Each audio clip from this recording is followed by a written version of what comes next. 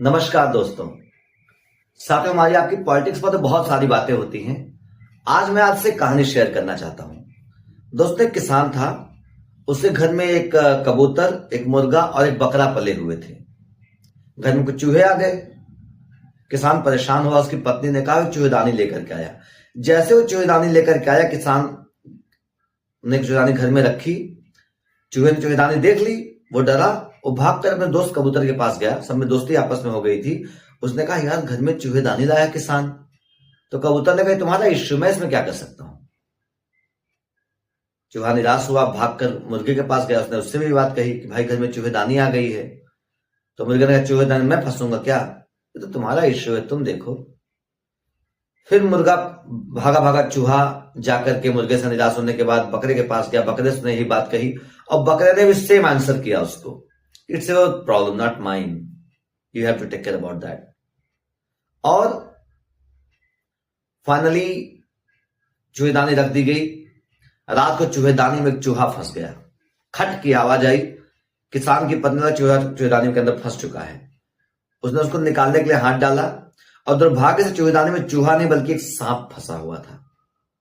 और जैसे उसने हाथ डाला, सांप ने उसको काट लिया। सांप ने काटा, हल्ला मचा, लोग आए, डॉक्टर्स आए, झाड़ने फूकने वाले आए, इलाज हुआ। तो किसी ने कहा, अगर इसे कबूतर का जूस पिलाया जाए, कबूतर का सूप पिलाया जाए तो ये जल्दी ठीक हो जाएंगी, जहर उतर जाएगा। घर में कबूतर तो था, सूप बन गया।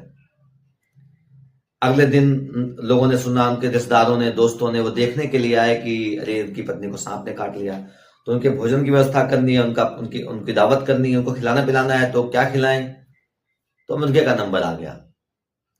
फिर इसे कुछ दिन बाद किसान ने सोचा कि भाई पत्नी दुर्घटना से बची हैं, मैं सब रिश्तेदारों की पार्टी करूंगा, दावत करूंगा। और फिर अगला नंबर लग गया आपके बकरे का। मतलब अगर कोई समस्या हमें आपको, हमारे आपके मित्रों को आती है, हमारे जानने वालों को आती है, हमारे पड़ोसियों को आती है, हमारे साथियों को आती है और प्रत्यक्ष रूप से आपको परेशान नहीं कर, जिसका मतलब यह नहीं कि उसका असर आप पर नहीं होगा। उसका असर आप पर हो सकता है और उससे बुरा हो सकता है। इसलिए अगर दूसरा भी कोई परेशानी में उसकी मदद करने की कोशिश जरूर करें। आपको इसलिए सुना रहा हूं कि हमारे प्रदेश में पिछले कई दिनों से, कई महीनों से हमारे देश के बिजली विभाग कर्मचारी लगातार आंदोलन पे हैं। यद्यपि हमको आपको उनके आंदोलन खबर नहीं हो पा रही क्योंकि मीडिया दिखा नहीं रहा है, टीवी वालों की हिम्मत नहीं दिखाते हैं, अखबार छापने में डरते हैं। कुछ अखबार जो हिम्मत कर रहे हैं, प्रिंट मीडिया वाले छाप रहे हैं। और साथ ही साथ बिजली वालों ने एक गनीमत रखी है कि महाकुंभ को देखते हुए आंदोलन को भी बहुत डाउन रखा। लेकिन सरकार को इस पर कोई फर्क नहीं पड़ने वाला है। दरअसल सरकार बिजली विभाग को प्राइवेटाइज करना चाहती है, व्यक्तिगत कंपनियों को देना चाहती है, प्राइवेट कंपनियों को देना चाहती है। अब बिजली विभाग वाले कह रहे हैं कि ये बिजली विभाग का नुकसान तो है ही है, साथ ही साथ उपभोक्ताओं का भी नुकसान होने जा रहा है। इसको प्राइवेटाइज करने में तर्क क्या दिया गया है, वही पुराना तर्क कि घाटे में चल रहा है। अब मैं आपसे पूछता हूं, आप सब समझदार लोग हैं, मेरे वीडियो समझदार लोग देखते हैं, मैं आपको धन्यवाद देता हूं कि आप बताइए कि सरकार, स्टेट, जिसका काम होता है जनता के भले के लिए काम करना, जब वो घाटा उठाने को तैयार नहीं है तो ऐसा कौन सा उद्योगपति जो घाटे में चलने वाली चीजों को लेगा। तो इससे कहीं ना कहीं जो उनके आरोपों को बल मिलता है, घाटा ये मार्क्ड घाटा, मैनिपुलेटेड घाटा है। ये घाटा दिखाया जाता है कि कंपनियों को प्राइवेटाइज करने के पहले कोई विरोध ना हो। और सबका शक ये है कि ये कंपनी किसी एक व्यक्ति को दी जा सकती है, इसका नाम आप सब जानते हैं। तो सरकार ने कहा नहीं, ये 5 कंपनियों को दी जाएगी। मैंने भी उनसे कहा, उन्होंने कहा साहब जिस आदमी का नाम लिया जा रहा है, अडानी जी, उन्हें 5 कंपनियां बनाने में कितना वक्त लगता है, 5 हो चाहे 500 हो, वो तुरंत बना लेंगे और नहीं बनाए बने बने कंपनियों खरीद लेंगे। एक घटना में शेयर करना चाहूंगा।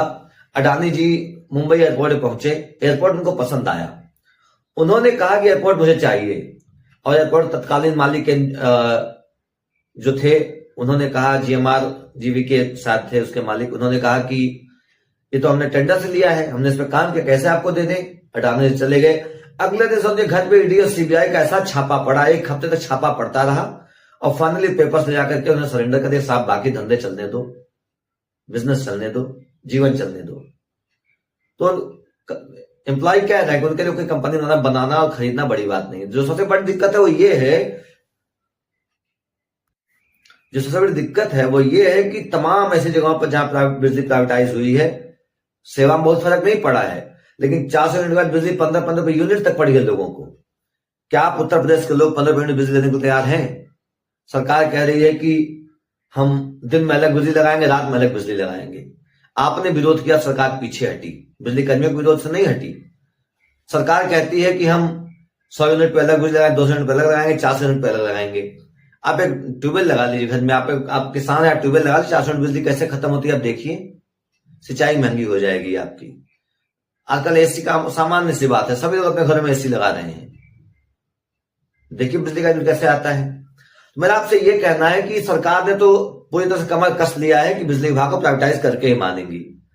उन्होंने फसपा लगा दिया, अगर कोई हड़ताल पे जाता तो नौकरी से निकाल दिया जाएगा। यद्यपि अधिकारियों को कहा गया कि उन्हें समायोजित किया जाएगा, लेकिन बिजली कर्मचारी जिन्होंने लगातार सरकार कार्यशैली को देखा है, वो सरकार में भरोसा नहीं कर रहे हैं। उन्हें आपके साथ की जरूरत है। ये लड़ाई उनकी अकेले की नहीं है, उनका अकेला नुकसान नहीं होना है। उनको कुछ ले दे करके जो चीज आप भरेंगे वही वो भी भरेंगे, लेकिन नुकसान आपका भी होने जा रहा है। मेरा आपसे अनुरोध है कि आप सब उनके साथ खड़े हों, उनके संघर्ष में हाथ से हाथ मिलाएं। बिजली विभाग सरकार का है, सरकार का बना रहे, किसी व्यक्तिगत आदमी की संपत्ति न होने पाए, यह आप सबकी भी जिम्मेदारी है। उन तमाम लोगों की जो सरकार के साथ है और सरकार के साथ नहीं है, मैं अनुरोध करता हूं तमाम विपक्षी सांसदों विधायकों से आप सदन में इस बात को उठाएं कि बिजली विभाग को सरकार की संपत्ति ही रहने दिया जाए। अरे जो काम प्राइवेट आदमी करता है सरकारी आदमी क्यों नहीं कर सकते? करवाइए आप उनसे। मतलब किसी चीज में कमी लगे तो उसको बेच दो। और कौन सा व्यापारी जो घाटे वाली चीजें खरीद लेगा? सामान्य ज्ञान की बात है, कॉमन सेंस की बात है, लेकिन कहावत है कॉमन सेंस नॉट कॉमन।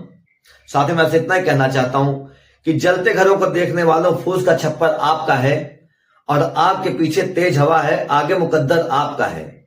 और उसके कत्ल पे मैं भी चुप था, मेरा नंबर अब आया, और मेरे कत्ल पे आप जो चुप है तो अगला नंबर आपका है। बाकी फैसला आपका, क्योंकि जिंदगी और पीढ़ियां हैं आपकी। जय हिंद, जय भारत, जय समाजवाद। अखिलेश यादव जिंदाबाद, समाजवादी पार्टी जिंदाबाद। धन्यवाद।